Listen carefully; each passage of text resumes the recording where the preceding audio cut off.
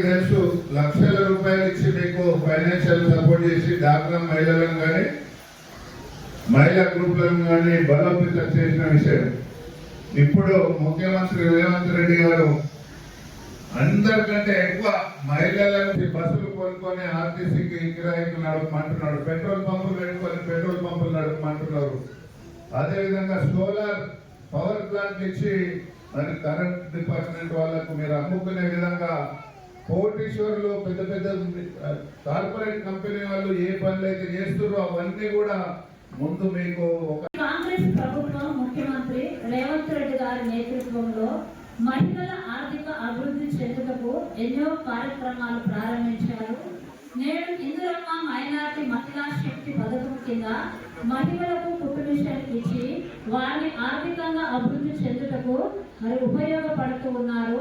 ఈ మిషన్లు ఇచ్చినందుకు మన సీఎం రేవంత్ రెడ్డి గారికి, ఎమ్మెల్యే మల్లిరెడ్డి రంగారెడ్డి గారికి, minority finance chairman Ubedulla Kotwal గారికి మనస్ఫూర్తిగా ధన్యవాదాలు తెలియజేస్తూ ఉన్నాను.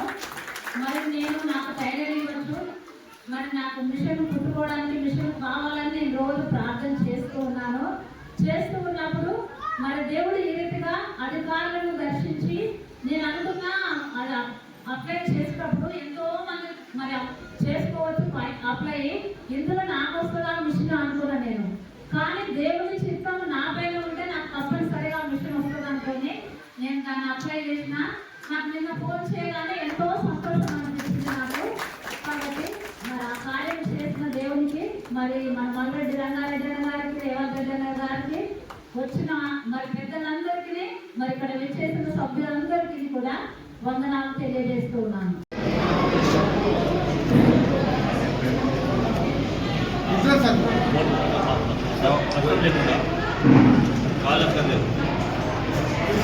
రమణ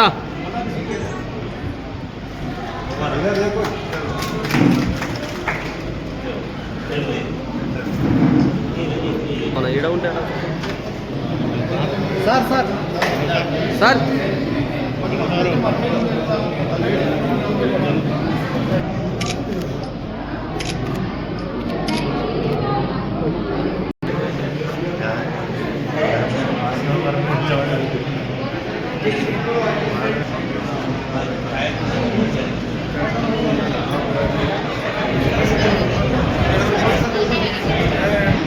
ओके सर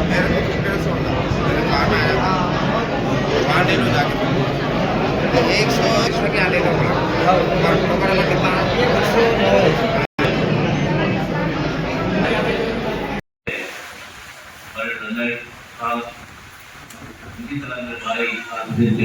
कितना और दिगर स्टेज जो लीडर ने सामने बैठे रहे ये जलसा, ये मीटिंग कोई सियासी मीटिंग नहीं, मलाड का वोट पूछने के लिए नहीं आया, पर मैं आपको वोट मांगने के लिए नहीं आया, लेकिन इस आपकी दुआओं से, आपके वोट से 1.5 साल पहले उन्हें मलाड साहब को एमएलए बनाकर आज तेलंगाना में रविंद्र साहब को सीएम बनाकर कांग्रेस हुकूमत में लाई है। हुकूमत के जो आने से पहले जो वादे किए हैं वो वादे पूरे करने के आज सामने आए हैं। ऐसा तो आज हुकूमत चल रही है, वो हुकूमत साफ चाह रही है कि तेलंगाना गरीबी को दूर करना, गुर्बत को दूर करना, आप लोग काम लगाना, पैसे कमाने का हुनर बताना, यही का उसका मकसद है। आज ये हुकूमत ने बहुत से कारनामे किए हैं। ये आए बात है तो मेरे घर की इज्जत की मकान दिला रहे हैं आप लोगों को, आपको ये तो आज बारिश दावत दे रहे हो, आप बच्चा खाने कर दे रही है, ये सब कर रहा है स्टेट गवर्नमेंट का, घर फ्री दे रही है, बस फ्री दे रही है, ये सब कर रहे हैं। उसके अलावा भी जो तबका की सियासत में खासकर मुस्लिम, मुसलमान, सिख, ईसाई, जैन जो तबका यहाँ पर है, आज गुर्बत में बैठकर ऐसा कुछ काम नहीं करकर मजबूर है। उस अपने बात उठाने के लिए आज रियासत प्रेसिडेंट साहब ने ये जो इदारा है हमारा माइनॉरिटी फाइनेंस कॉर्पोरेशन इदारा है, वो वो इदारे से इसको हम लोग बहुत देने की हम लोग काम कर रहे हैं। ये इदारा एक अच्छे मकसद से बना था। इदारे का मकसद एक ही था, गुर्बत को दूर करो, लड़के लड़कियों को काम पे लगाओ, उनकी मदद करो, ताकि गुर्बत को पहुंचाओ, जिससे उनकी हालत सुधारे। यही हमारा मकसद था, यही हमारा मंशा था, यही इदारा था।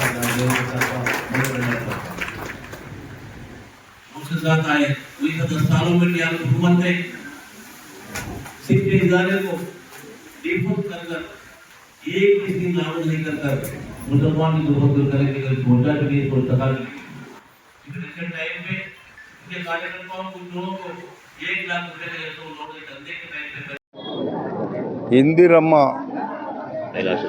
మహిళా శక్తి ద్వారా మహిళలకు 203 కుట్టు మిషన్లు ఇచ్చేటువంటి కార్యక్రమాన్ని మేము చేపట్టినాం. మహిళలకు